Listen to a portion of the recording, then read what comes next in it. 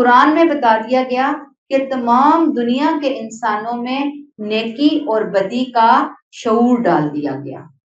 سب کو پتا ہے دھوکہ دینا غلط ہے، جھوٹ بولنا غلط ہے. کسی کا اگر کوئی مال ہڑپ کرتا ہے تو یہ پتا ہے کہ یہ میرا مال کسی نے ہڑپ کیا تو مجھے دکھ ہوگا کہ اس نے میرا مال کیوں ہڑپ کیا، نہیں مجھے پتا ہے کہ ہوا غلط ہے میرے ساتھ.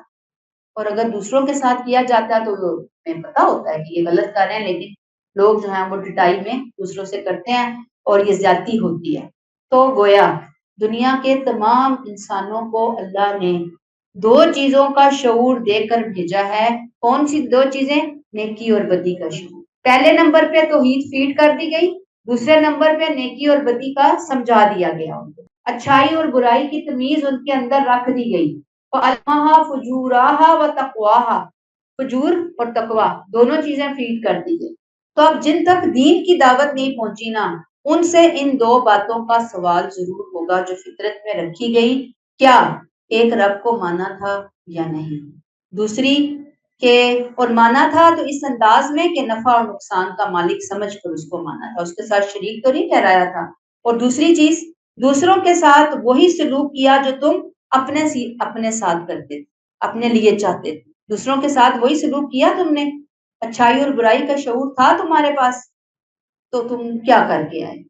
ان دو چیزوں کی بنیاد پہ تو بات ہوگی.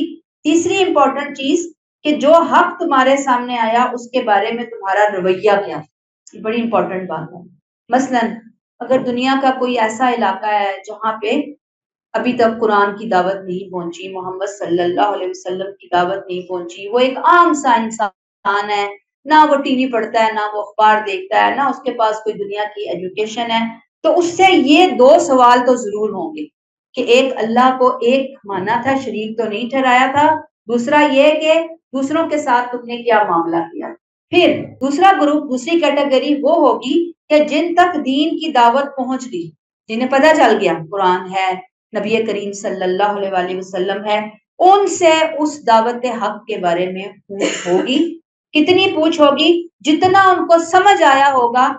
اللہ تو جانتے ہیں نا کہ اتنی بات انہیں سمجھ آ گئی تھی اور پھر انہوں نے نہیں مانا، یا اللہ کو پتا ہوگا کہ بات تو پہنچی تھی لیکن سمجھ نہیں آئی تھی. یہ اللہ نے فیصلہ کرنا. کتنا سمجھ آیا اس سمجھ کے مطابق ان سے دین حق، قرآن اور نبی کریم صلی اللہ علیہ وسلم کے بارے میں پوچھو گی.